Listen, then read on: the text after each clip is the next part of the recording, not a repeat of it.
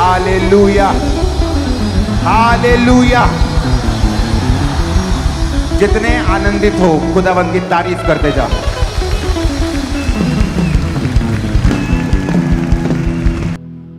खुश हो के नहीं, वो खुशी नजर आनी चाहिए,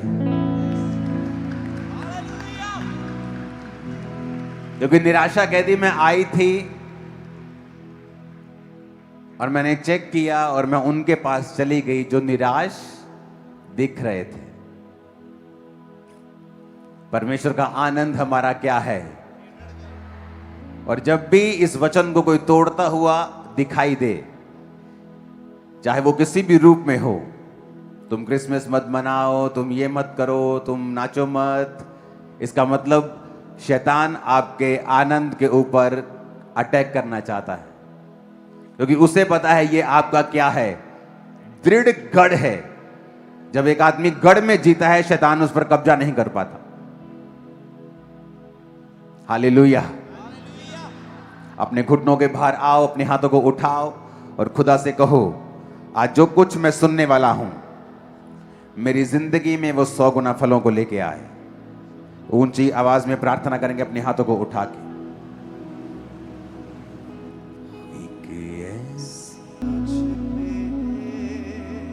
प्रभु यीशु मसीह के सामर्थी नाम में हम मांगते हैं। संडे जो हुआ वो आपने देखा। क्या आप जुड़े हुए हैं इंटरनेट के साथ, चर्च के साथ, सब सोशल मीडिया के साथ? जैसे ही संडे हम यहां से गए, टेस्टिमनीज आनी स्टार्ट हो चुकी थी रात को ही, यानी मंडे सुबह सुबह गवाहियां शुरू हो गई और इतनी ज्यादा टेस्टिमनीज है कि आज मैं उन्हें दे नहीं पाऊंगा और संडे कुछ की गवाहियां हम देंगे। एक टेस्टिमनी थी गुरमीत कौर की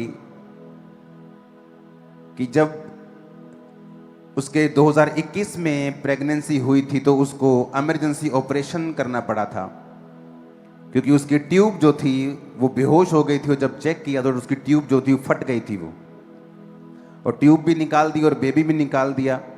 अब प्रेगनेंसी कंसीव नहीं कर पाएंगे और वो परेशान थे, बहुत चिंता में थे। रिश्तेदार उन्हें बातें करके जाते थे कि तेरे कभी भी बेबी बॉय नहीं होगा, तेरे ये नहीं होगा, और रोते थे बातें सुन के, शर्मिंदगी फील होती थी। फेथ परमेश्वर पे था। 26/4/2026 यानी संडे वाले दिन चर्च में थे। डिक्लेरेशन के बाद जब पेट पे ऑयल लगाया तो वो गिर गई यहीं पे। जब गिरी तो उठी तो उसे लगा कि मुझे कुछ छोड़ के गया, कुछ हल्का महसूस हुआ उसे। सोमवार को घर जाकर शाम को 4 बजे टेस्ट किया तो प्रेगनेंसी टेस्ट पॉजिटिव आया और नीचे लिखा है कि खुद बहुत हैरान है और खुद ही को विश्वास नहीं हो रहा। जब खुद ही को विश्वास नहीं हो रहा, क्योंकि वो खुद ही आई थी, खुद ही रिसीव किया, खुद ही गिर गई, खुद ही ऑयल लगाया, खुद ही घर चली गई, खुद ही प्रेगनेंसी टेस्ट किया, पॉजिटिव आया, यकीन नहीं हुआ। कहती मुझे यकीन नहीं हुआ, मैंने दोबारा किया, दूसरी बार पॉजिटिव, तीसरी बार पॉजिटिव, 4 बार चेक किया, क्योंकि वो कहती पॉसिबल कैसे है। जब मेडिकल साइंस कह रही है कि अब पॉसिबल नहीं, क्योंकि अंदर का सिस्टम बिगड़ चुका है, ऑपरेशन हो गया था, बेहोश हो गई थी, बेहोश हो गई तो डॉक्टर के पास गई तो ऑपरेशन बता कि अंदर फट गया, सारा कुछ अंदर खत्म हो गया, तो जल्दी से इमरजेंसी में डाला, इमरजेंसी में ऑपरेशन किया, ट्यूब्स निकाली, बेबी निकाला। उसके बाद प्रेगनेंसी, एक बार भी प्रेगनेंसी को कंसीव नहीं कर पाए। और संडे डिक्लेरेशन हुई और परमेश्वर ने क्या कहा था, जब परमेश्वर काम करता है तो उसने कहा अगले महीने चेक नहीं करना है। कब चेक करना है? इस मीटिंग के बाद जाओ, थैंक्स करो, सो जाओ, सुबह उठो, चेक करो, तुम आशीषित हो। इमेजिन करो, एक होता है कि आपके अंदर एक उसी को खुद विश्वास नहीं हो रहा, उसको लगता है कि मशीन गलती कर रही, दोबारा फिर टेस्ट करवाने गई, फिर तीसरी बार, 4 बार टेस्ट करवाया, 4 बार पॉजिटिव। ओ जीसस जीसस जीसस। जो व्यक्ति घर छोड़ के जा चुके थे, कितने सालों से घर के बाहर रहते थे, कहते घर में आतों में बेचैनी होती, शैतान के अटैक होते थे, डिक्लेरेशन को रिसीव किया, वापस गई उसकी मदर, अगले दिन बेबी घर, उसका बच्चा घर, दैट्स इट। प्रेगनेंसी की 10 से 12 टेस्टिमनीज अलग अलग अलग। सबसे ज्यादा हैरान करने वाली बात यह है कि सब टेस्टिमनीज के नीचे यह लिखा हुआ है कि हम खुद हैरान हैं, क्योंकि हमें खुद को विश्वास नहीं हो रहा है कि हमारे साथ ये हो चुका है। ये पावर है पवित्र आत्मा की हमारे बीच में। ओ हालेलुया, ऊंचे वाला चाहिए चर्च। अपने ब्रेक थ्रू की जो वेट कर रहे थे, सालों से टेस्ट दे रहे थे, एक ही टेस्ट, और पास नहीं हो रहा था फॉरेन में। अब फॉरेन में आपको मालूम पता है कि अगर आप काबिल नहीं हैं उस टेस्ट को पास करने के तो नहीं होगा, चाहे आप कोई रिश्वत नहीं चलती, कोई काम नहीं चलता, कोई वहां पे पहुंच नहीं चलती। डिक्लेरेशन को रिसीव किया, टेस्ट दिया, पास। जो तनख्वाह 18 लाख साल की थी 36 लाख हुई एक साल, डबल।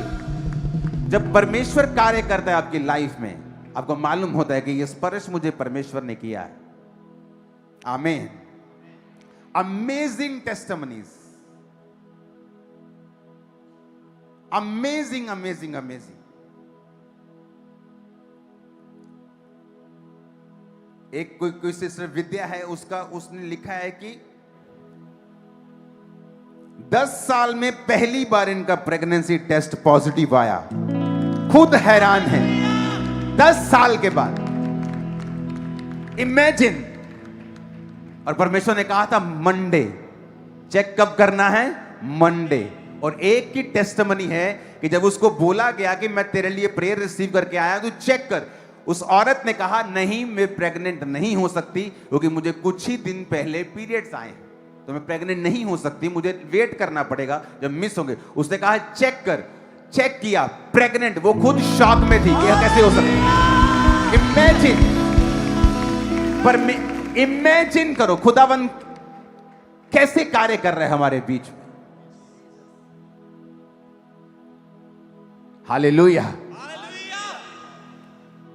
जिसने सारे तारागणों को बनाया जो इतने बड़े हैं कि धरती एक रेत के कण से भी छोटी है, और जिसने सब कुछ परफेक्ट बनाया है, जिसके हाथ में सारा कुछ है। अगर धरती सूर्य से 10% नजदीक हो तो तब भी हम जी नहीं पाते, 10% दूर होती तब भी जी नहीं पाते। चंद्रमा अगर दूर होता तो धरती बच नहीं पाती, दूसरे ग्रह अगर दूर होते तो सारे उल्कापिंड धरती पे गिरते।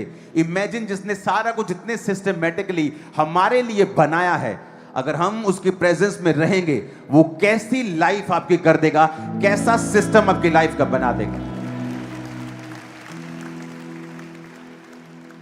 हालेलुया। अपने हाथों को उठा के कहो, आज जो कुछ मैं सुनूंगा मैं फलों को लेके आऊंगा। ऊंची आवाज में अपने हाथों को उठा के अपनी आंखों को बंद करके बात करो खुदावंत से।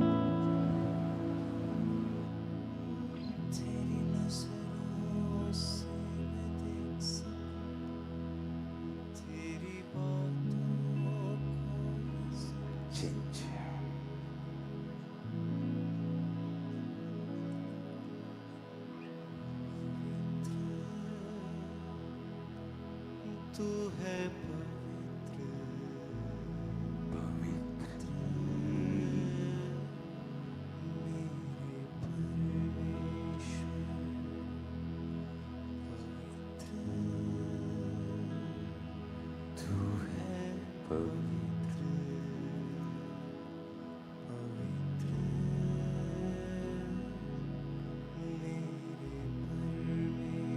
हालेलुया। अपने पड़ोसी को बोलो, सब कुछ संभाल के रख, लेकिन सबसे अधिक परमेश्वर की हुजूरी को संभाल के रख। निर्गमन 32 उसकी 1 आयत से लेके जब आप 35 आयत तक पूरा बाब पढ़ते हैं तो उसमें लिखा, जब मूसा परमेश्वर की हुजूरी में था और उसे देर होने लगी क्योंकि वो पहाड़ पर परमेश्वर से बात कर रहा था, और नीचे जो लोग थे, जब मूसा को आने में देर होने लगी, उन्होंने हारून को कहा कि हमें परमेश्वर पर यकीन नहीं है कि अब हमारे लिए तू एक बछड़ा बना और वो हमारी अगुवाई करेगा। और हारून जानता था कि इन लोगों के मन में बुराई रहती है और ये लोग मुझ पे चढ़ आएंगे, तो उसने जब उनके कानों की बालियां लेकर बछड़ा बनाया तो परमेश्वर ने मूसा से कहा, जिन लोगों को तू नीचे छोड़ आया है वो मुझसे विरुद्ध हो गए हैं और उन्होंने मुझे त्याग दिया है और वो एक बछड़े के पीछे हो गए हैं।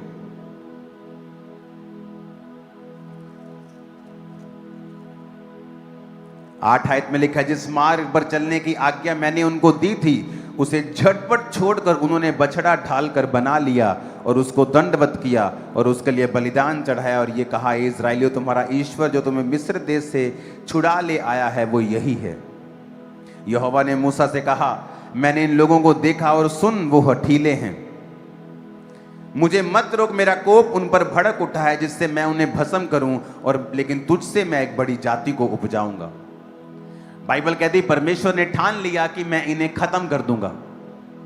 और फिर मूसा ने परमेश्वर से वाद विवाद किया और कहा कि वो लोग क्या सोचेंगे मिस्र के, जिनसे तू इन्हें छुड़ा कर लेके आया है, कि तू इन्हें इसलिए लेके आया है कि तू जंगल में इसका नाश कर दे और तेरी महिमा नहीं होगी। और वो परमेश्वर से वाद विवाद करता रहा और परमेश्वर को मनाया कि तू इनका नाश मत कर। और परमेश्वर ने कहा, अब मैं इनके बीच में होकर नहीं चलूंगा।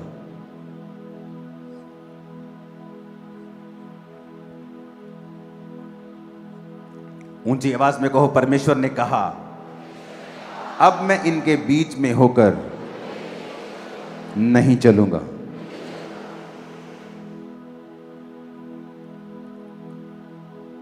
तैतीस बाप में लिखा है एक आयत में, यहोवा ने मूसा से कहा, तू उन लोगों को जिन्हें मिस्र देश से छुड़ा लाया है संग लेकर उस देश को जा जिसे मैंने अब्राहम, इसहाक और याकूब से शपथ खाकर कहा था वो तुम्हारे वंश को दूंगा। मैं तेरे आगे आगे दूत भेजूंगा जो कनानी, एमोरी, हित्ती, परिज्जी, हिब्बी, यबूसी लोगों को बरबस निकाल देगा। तुम लोग उस देश के हो जाओ जिसमें दूध और मधु की धारा बहती है, परंतु तुम हठीले हो, इस कारण मैं तुम्हारे बीच में होकर ना चलूंगा, ऐसा ना हो कि मैं मार्ग में तुम्हारा अंत कर डालूं।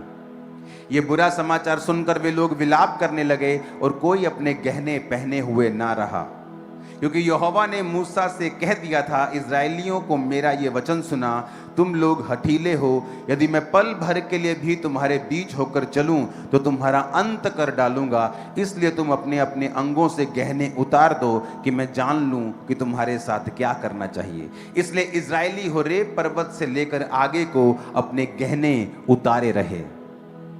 गहने रिप्रेजेंट करते हैं यहां पर गहनों को नहीं, बल्कि एक ग्लोरी को, एक महिमा को। और परमेश्वर कहता है कि जब तक तुम मेरी हजूरी में थे मैं तुझे ग्लोरियस करूंगा।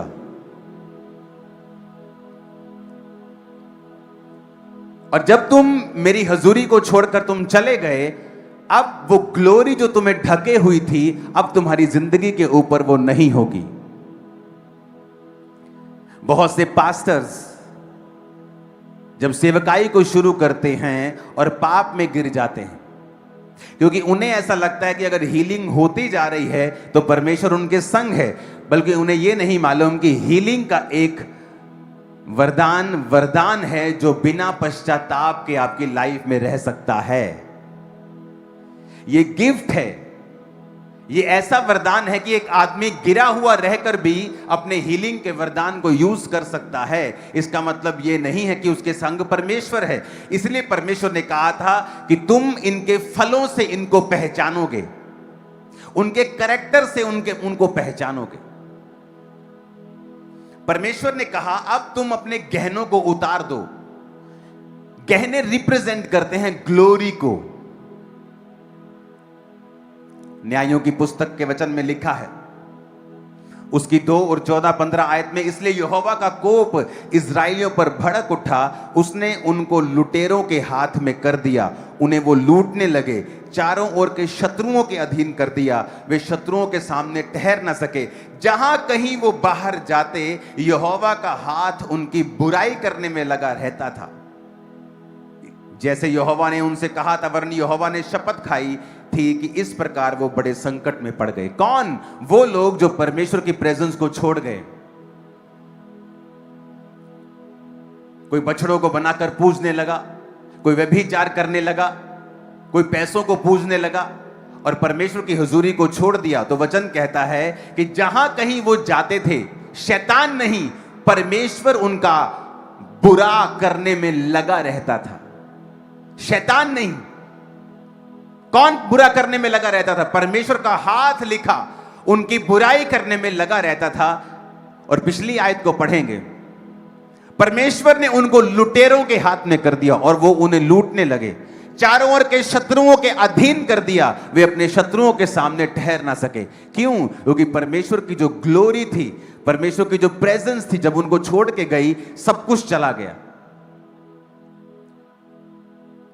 जब परमेश्वर की प्रेजेंस आपको छोड़ के जाती है, वो वरदानों को लेके नहीं जाती। अगर आपके किसी मित्र ने आपके बर्थडे के ऊपर आपको एक मोबाइल गिफ्ट किया है, या 2 साल पहले उसने आपको एक पेन गिफ्ट किया है, जब आप उसके साथ बने नहीं रहते हैं, वो मित्र जब चला जाता है, वो ये नहीं कहता कि मैंने तुझको 2 साल पहले एक पेन दिया था, तो मुझे वापिस कर दे। वो चला जाता है। उसी तरह परमेश्वर की हुजूरी जब आपकी लाइफ से जाती है, वो कभी बता के नहीं जाती। परमेश्वर का आत्मा बताता आने वक्त बहुत अच्छा बताता है और आत्मा उतरता है, लेकिन जाने वक्त वो बिल्कुल साइलेंटली आपको छोड़ जाता है। और परमेश्वर ने कहा तेरी ग्लोरी, वो गहने ग्लोरी को दर्शाते थे कि तेरी ग्लोरी जो है, तेरी महिमा जो है, वो मेरी हुजूरी के अंदर है।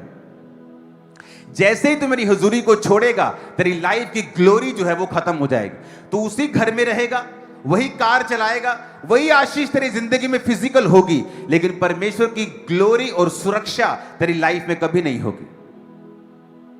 और फिर एक अटैक होता है और खत्म हो जाता है सब कुछ, क्योंकि तुमने मौका दिया शैतान को, तुमने मौका दिया अपने शरीर को कि तुम शरीर के अनुसार चले, और परमेश्वर की हुजूरी को नाराज किया। और परमेश्वर की हुजूरी जब तुम्हारी जिंदगी से गई, तब सुरक्षा भी गई साथ में। जब परमेश्वर की प्रेजेंस तुम्हारी लाइफ से गई, तो परमेश्वर ने कहा मैंने फिर उन्हें शत्रुओं के अधीन कर दिया। परमेश्वर का हाथ उनकी बुराई करने में लगा रहता था। जब पास्टर्स यहां आते हैं कि हमें सेवकाई में बढ़ना है, तो मैं उन्हें यह बताता हूं कि बढ़ने से पहले हमें यह देखना है कि हमें परमेश्वर में बने कैसे रहना है। हमें उसकी प्रेजेंस में बने रहना है। बढ़ना कम होना ये बाद की बात है, ये नेक्स्ट पॉइंट है, ये नेक्स्ट स्टेप है। फर्स्ट स्टेप है परमेश्वर की प्रेजेंस में बने रहना, उसके साथ वफादार रहना। चाहे तुम्हारे पास कम हो, चाहे तुम्हारे पास ज्यादा हो, परमेश्वर की हुजूरी को अपने आप से अलग होने नहीं देना। यहां पर इजराइलियों ने गलती की और परमेश्वर की प्रेजेंस से हट गए, और परमेश्वर ने कहा तुम अपने गहनों को पहने हुए मत रहो, क्योंकि वो गहने परमेश्वर की ग्लोरी को रिप्रेजेंट करते थे। वो ग्लोरी नहीं थी, लेकिन परमेश्वर ने दिखा रहा था कि जब तुम मेरे साथ फेथफुल नहीं रहोगे, तुम्हारी लाइफ पर की जो ग्लोरी है मैं उसे उड़ा दूंगा। वो आशीष बनी रह सकती है कुछ देर के लिए, वो गिफ्ट बना रह सकता है कुछ देर के लिए, लेकिन अगर ग्लोरी, अगर महिमा, अगर हुजूरी आपकी लाइफ में परमेश्वर की नहीं है, तो वो सारी चीजें टेम्परेरी हैं। कभी भी कुछ भी हो सकता है। आप गाड़ी में जा रहे हैं जिसकी कोई इंश्योरेंस नहीं है, जब तक चलेगी चलेगी, जिस दिन एक्सीडेंट हो गया आप कोई क्लेम नहीं कर सकते। और परमेश्वर की प्रेजेंस के बिना जीने वाला व्यक्ति उसी गाड़ी के ऑनर के समान है जिसने अपने गाड़ी की इंश्योरेंस नहीं करवाई, और कभी भी कुछ भी घटेगा तो वो कवर भी नहीं कर पाएगा, वो कभी कवर नहीं कर पाएगा, और परमेश्वर उसको बेइज्जत करेगा, क्योंकि परमेश्वर ने कहा तुमने मेरी महिमा को त्याग दिया, अब मैं भी तुम्हें त्याग दूंगा। और परमेश्वर मूसा से कह रहा था कि अब मैं इनको खत्म कर दूंगा, लेकिन तुझसे बड़ी जाति बनाऊंगा, क्योंकि तू मेरी ग्लोरी से प्यार करता है। वचन कहता है जब परमेश्वर से मूसा ने प्रार्थना की परमेश्वर मुझे अपना तेज दिखा, तो वचन में लिखा है मूसा पर परमेश्वर ने अपनी गति को प्रकट किया और इजराइलियों के ऊपर अपने कामों को प्रकट किया। इजराइली बोलते थे कौन सा मिरेकल होने वाला है। परमेश्वर हमें पानी चाहिए, मीट चाहिए, सुरक्षा चाहिए, चमत्कार चाहिए, और परमेश्वर का दास मूसा कहता था परमेश्वर मुझे अपनी ग्लोरी दिखा, मुझे अपनी महिमा दिखा, मैं तुझे देखना चाहता हूं, तेरी हुजूरी में रहना चाहता हूं। इस दुनिया की सबसे बेस्ट प्रोटेक्शन है खुदाबंद की प्रेजेंस। अगर आप उसमें रहेंगे, शैतान आपको कभी टच नहीं कर पाएगा, आप जहां मर्जी रहें। और जैसे जैसे आप परमेश्वर की हजूरी में अपने समय को बिताते जाएंगे, और जब भी आप परमेश्वर की हुजूरी से बाहर आएंगे, आपको डर घेरेगा। उसी समय आपको डर लगेगा, आपको फियर होगा, आपको डर लगेगा, आपको दुनिया की वो चीजें सताने लगेंगी, आपको शैतान सताने लगेगा, आपको डर सताने लगेगा, आपको अटैक सताने लगेगा। लेकिन जैसे ही आप फिर से अपनी लाइफ को डेडिकेट करेंगे और परमेश्वर की प्रेजेंस में चले जाएंगे, वो डर फिर फिनिश हो जाएगा, क्योंकि परमेश्वर की उपस्थिति में फिर डर नहीं है। वचन कहता है कि धर्मी राइचियस पर्सन बोल्ड होगा, लॉयन की तरह, शेर की तरह वो निडर होगा। इसीलिए कई बार जब मेरी जिंदगी में बहुत सारी बीमारियां होती थी और वो मुझे डराती थी और शैतान डराता था, और मैं बहुत ज्यादा कोई प्रार्थना करने वाला इंसान नहीं था, पौना घंटा 1 घंटा मेरी प्रार्थना होती थी मसीह के पहले साल। और जब परमेश्वर की आत्मा ने मुझे मेहनत करने के लिए बोला और मैं उसकी प्रेजेंस में रहने लगा, बीमारी चेंज नहीं हुई। समझना ध्यान से, बीमारी नहीं बदली, उसकी पोजीशन वही रही, लेकिन अब मुझे वो बीमारी भय नहीं देती थी।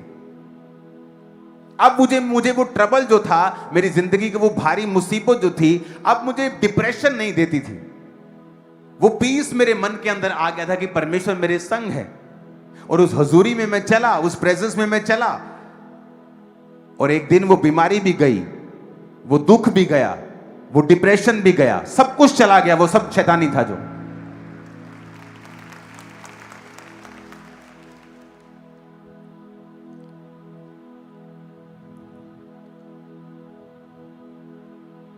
संडे एक परिवार मुझे मिलने के लिए आया,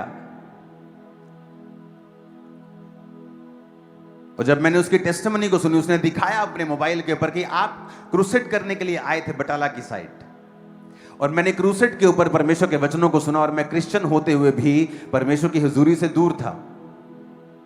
और जब आपने परमेश्वर का वचन दिया, मैंने तौबा की और मैं परमेश्वर में जीवन जीने लगा। 2015 की यह बात है, और 2015 में मैंने परमेश्वर को अपना जीवन दिया और मैं परमेश्वर में अपना जीवन जीने लगा। मेरे सारे रिश्तेदार कहीं बाहर थे, लेकिन मुझे कोई कॉल नहीं हमें करता था, कोई हमारा किसी के साथ कांटेक्ट नहीं था। हमें लगता कि लोग हमें बाहर बुलाएंगे, लेकिन हम गरीबी के श्राप में जी रहे थे, क्योंकि हमारी फैमिली में, मेरी जनरेशन में हर एक व्यक्ति गरीबी में जिया है। लेकिन जब मैंने आपका वचन सुना और अपना जीवन परमेश्वर को दिया, 2015 से लेके 20 तक 5 साल, अभी कोई फाइनेंशियल ब्लेसिंग उसकी लाइफ में नहीं आई।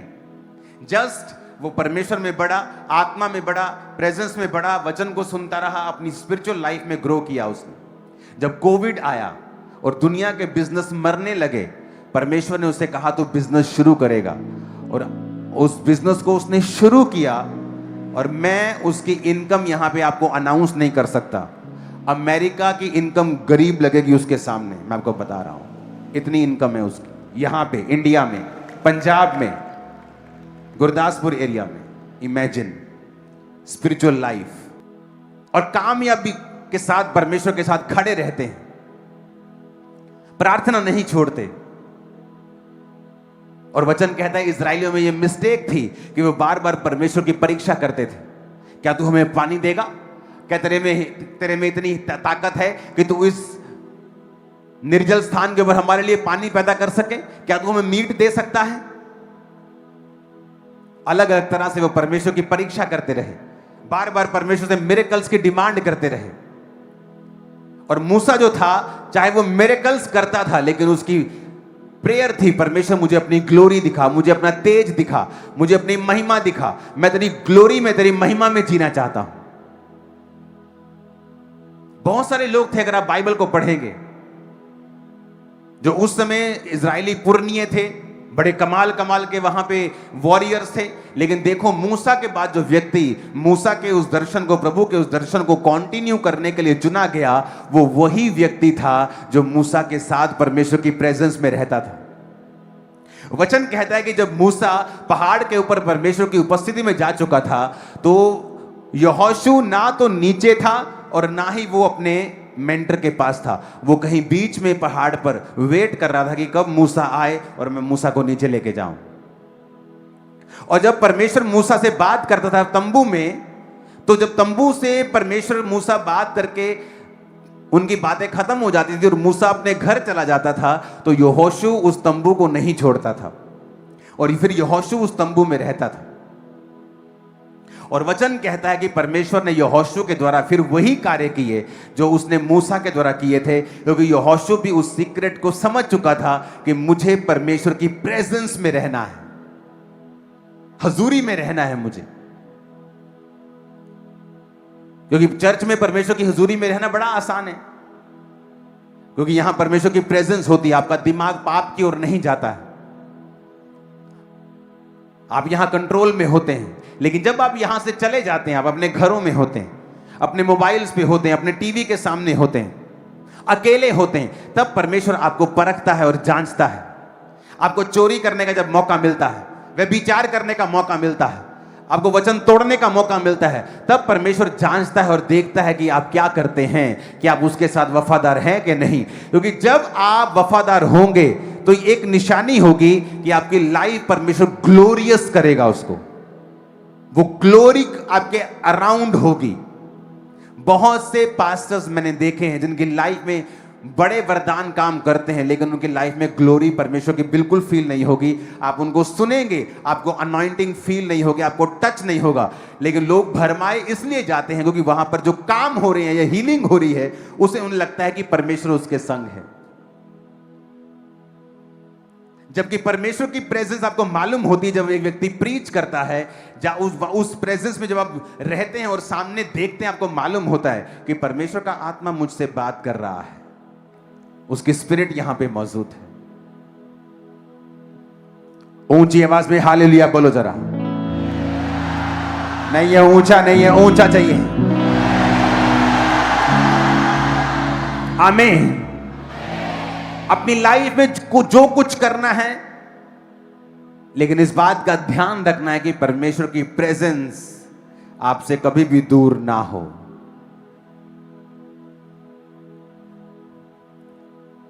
कभी भी दूर ना हो।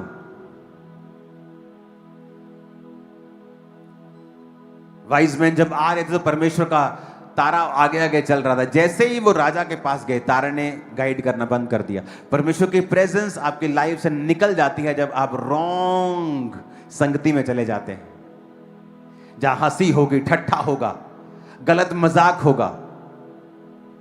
आप उनके साथ फिर ऐसे स्थानों में भी जाएंगे जहां जाना आपके लिए सही नहीं है, चाहे आप मन से उन्हें ईश्वर मानते हैं या नहीं, यह बात अलग है।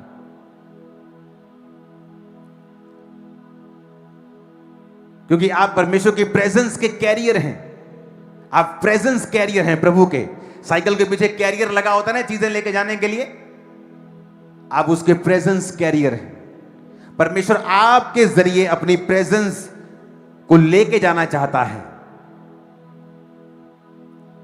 जब चर्च में प्रार्थना होती है, प्रभु की हुजूरी होती, ऐसा क्या हो गया कि 10 साल से डॉक्टर जो नहीं कर पाए, ट्यूब्स फट गई, इमरजेंसी में ऑपरेशन करने पड़े, अब ऐसा क्या हो गया कि मंडे ही कुछ हो जाए? ये पॉसिबल नहीं अगर उसकी प्रेजेंस हमारे बीच में ना हो तो। और वो चीजें ही साबित करती हैं कि परमेश्वर ने वचन दिया था। 1 महीने बाद चेक नहीं करना, परमेश्वर ने कहा मंडे इनको बोलना चेक करने के लिए। और 1 2 3 4 नहीं, टेस्टिमनीज की लाइन लगी हुई है, लाइन।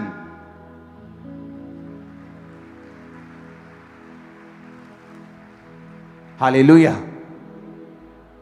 क्योंकि परमेश्वर की प्रेजेंस को अगर आप संभाल के रखेंगे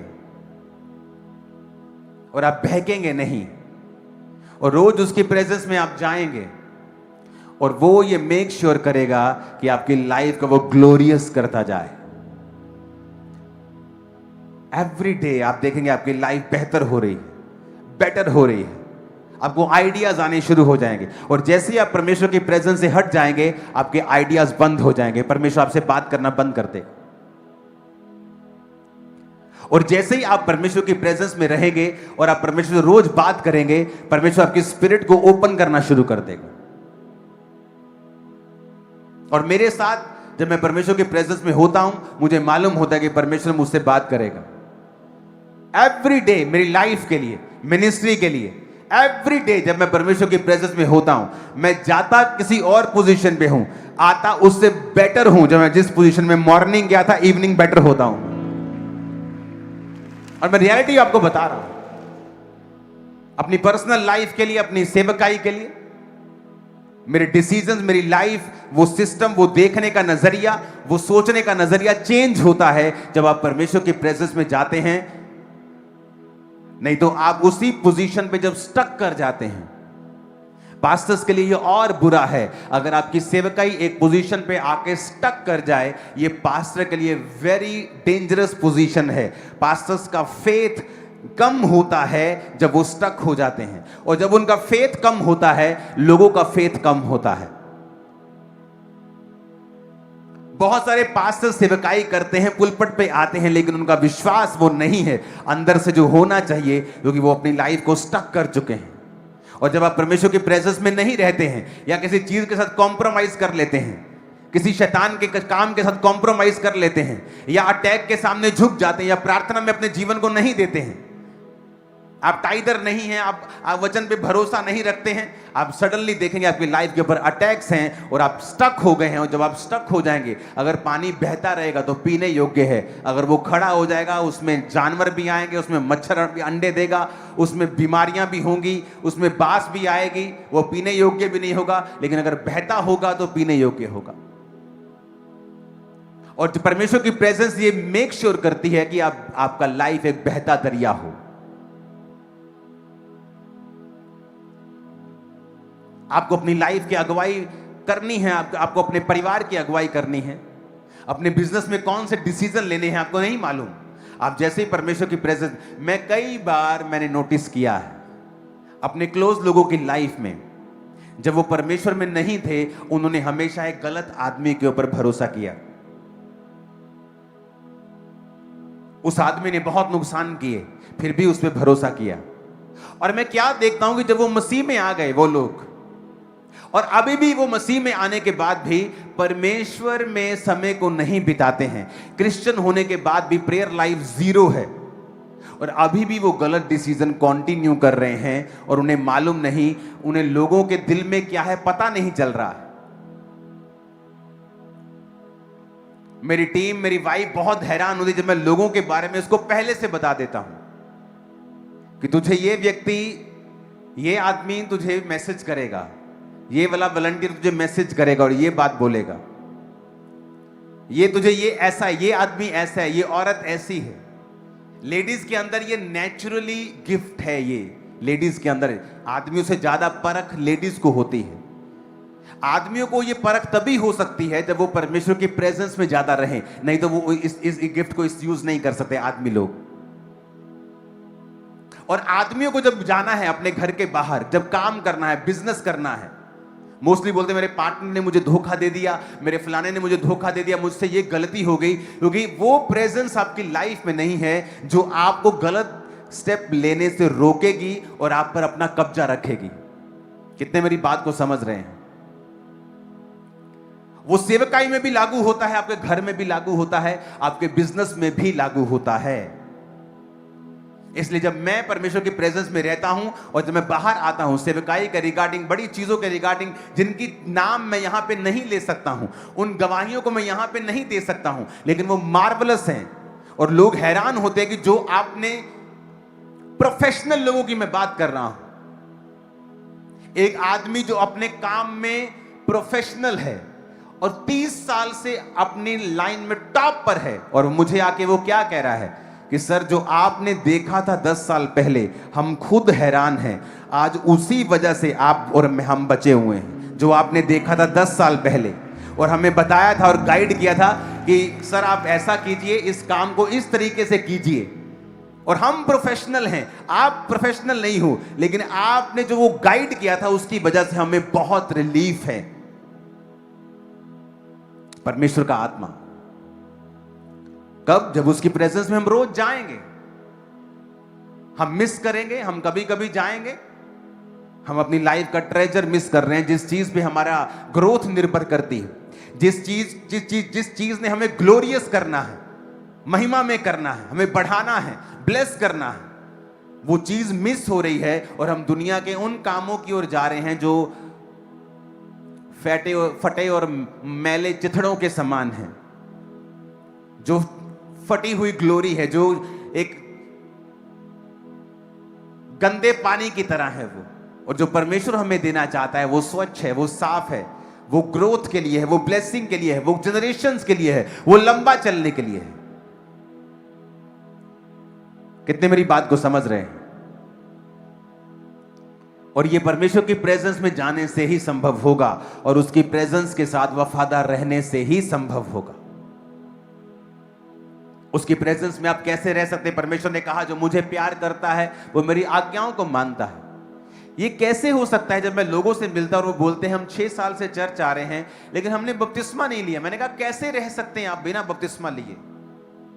आप कैसे कह सकते हैं कि आप परमेश्वर की संतान हैं अगर आपने बपतिस्मा ही नहीं लिया अभी तक? मैं इसीलिए आशीषित हूं कि जब 16 अगस्त 2004 को मैं परमेश्वर में आया और हमें 1 महीने के अंदर बैप्टिज्म का पता चला, तो वहां संडे के संडे बैप्टिज्म नहीं होते थे। जब लोग इकट्ठे होते थे 20-30 तो 2-2 महीने बाद बैप्टिज्म होते थे। तो अगला महीना जब आया, अगस्त के बाद सितंबर के बाद अक्टूबर जब आया, मैं बैप्टाइज था अक्टूबर में। क्यों? मुझे जल्दी थी कि ये क्या चीज है जो आप मुझे डिले कर रहे हो। नहीं बेटा रुक जा, अभी 20-30 लोग होंगे तो पास्टर आएंगे दूर से बपतिस्मा देने के लिए, हमें उनके पास जाना पड़ेगा।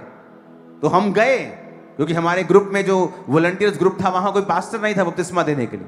तो हम गए, जो पास्टर बपतिस्मा मुझे दिया वो आज भी मेरे घर में आते हैं। तो बैप्टाइज किया, सिर्फ 1.5 महीने के अंदर अंदर मैं बैप्टाइज था। मुझे मालूम था कि परमेश्वर ने कहा मेरे धर्म और राज्य की खोज करो, दुनिया की सब वस्तुएं तुम्हें पीछे पड़ के मिलेंगी। और वो लोग क्यों बपतिस्मा नहीं ले रहे हैं? क्योंकि उन्हें लगता है कि उनका रिश्ता नहीं होगा, वो अपने बच्चों के रिश्ते कहां करेंगे, वो कुछ ये ना कर बैठे। आप उन्हीं चीजों की खोज के कारण बपतिस्मा नहीं ले रहे हो क्योंकि शैतान ने आपके मन को अंधा कर दिया है, आपकी बुद्धि को अंधा कर दिया है। और जो चीजें परमेश्वर ने आपको देनी है उन्हीं चीजों के लिए वो आपको ब्लॉक करना चाहता है। जिस फैमिली ने मुझे रोका, मेरे परिवार ने, कि तो मसीह में अगर गया नशे कर ले, मसीह में नहीं जाना है। अगर मैं रुकता, ये कलेश घर में ना पड़े ये सोच के, तो आज मैं भी मसीह में नहीं होता, वो लोग भी मसीह में नहीं होते और वो दुखी होते, क्योंकि आज उनको मैं सपोर्ट कर रहा हूं, खुदावंद सपोर्ट कर रहा है।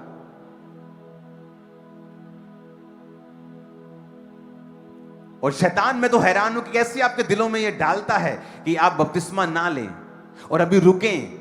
किस चीज के लिए रुकना है? मुझसे कोई गलती ना हो जाए। ये एक फुलिश पॉइंट है। आप सारी उम्र कुछ ना कुछ छोटी मोटी गलती करते हैं। और मैंने रोजा 5 बजे खोलना था, मुझे 2 बजे खुल गया। आप सारी उम्र ऐसा कर सकते हैं, होता है लोगों से। लेकिन उसके राज्य में प्रवेश करने के लिए लिखा है तो तू जब तक जल और आत्मा से नहीं जन्मेगा तो मेरे राज्य में प्रवेश नहीं कर सकता है। अगर आप प्रभु से प्यार करते हैं और उसकी हुजूरी से प्यार करते हैं, आप लिखे हुए वचन को मानेंगे। आप कैसे मिस कर सकते हैं प्रार्थना को? आप कैसे टाइट को मिस कर सकते हैं? आप कैसे अपने जीवन में पवित्रताई को मिस कर सकते हैं? आप कैसे सेवकाई को, आप कैसे मिनिस्ट्री को मिस कर सकते हैं? कैसे आप उसकी हुजूरी को मिस कर सकते हैं? अगर आप क्रिश्चियन हैं आप नहीं कर सकते। अगर आप उसकी हुजूरी से प्यार करते हैं, और आपको यह मालूम होना चाहिए कि मेरी लाइफ में जो ग्लोरी को लेके आने वाला है वो परमेश्वर ही है, सिर्फ उसकी हुजूरी है। वो आपकी मैरिज लाइफ में ग्लोरी हो, आपकी फिजिकल लाइफ में ग्लोरी हो, सेहत में हो, फाइनेंस में हो, सेवकाई में हो, हर तरफ से जब ग्लोरी आएगी तो वो परमेश्वर की प्रेजेंस के थ्रू आएगी। वो नहीं तो वो बनी नहीं रहेगी अगर वो प्रभु की प्रेजेंस के बिना आती है तो। और लिखा परमेश्वर का हाथ उनकी बुराई में लगा रहता था, परमेश्वर का आत्मा उनको शत्रुओं के अधीन करता था। वो बैरियों के वश में रहते थे, अटैक्स होते थे क्योंकि वो हुजूरी से बाहर जीते थे। मेक श्योर आप बैप्टाइज हो अगली बड़ी मीटिंग में, और उसके बाद प्रभु भोज की मीटिंग में आप शामिल हों। परमेश्वर की हुजूरी के साथ आप वफादार हों, उसकी प्रेजेंस में रहने वाले हों। इजराइलियों की तरह सिर्फ चमत्कार खोजने वाले ना हो, आप प्रभु को खोजने वाले हों और चमत्कार आपको फॉलो करेंगे, इसमें कोई शक नहीं। आमीन। मोस्टली पास्टर्स आते हैं कि जो मिरेकल्स आपके मिनिस्ट्री में होते हैं कैसे होते हैं। मैंने कहा मिरेकल्स के लिए बहुत कम प्रेयर करता हूं और घंटों में परमेश्वर की प्रेजेंस में रहना पसंद करता हूं, और यही सीक्रेट है और कोई सीक्रेट नहीं है। उसकी प्रेजेंस में ही आपको ग्लोरियस होना है। जो ग्लोरी आपकी लाइफ में आएगी उसकी हुजूरी से ही वो निकलेगी। आपकी लाइफ आज से सेम ना रहे, आप खुदावंद की ग्लोरी के साथ आज से फेथफुल रह सके, उसकी प्रेजेंस में रह सके। सभी अंधकार की शक्ति और पाप की आत्मा आपकी जिंदगी को छोड़ के चली जाए, वो सारी डिस्ट्रैक्शन आपकी लाइफ को छोड़ के चली जाए इन जीसस नेम। वो सारी अंधकार की शक्तियां जो प्रभु से आपको दूर करती हैं आपकी लाइफ से श्रापित हो यीशु मसीह के सामर्थी नाम में। आमीन। ऊंचा आशीष हमारी है। Hallelujah, hallelujah.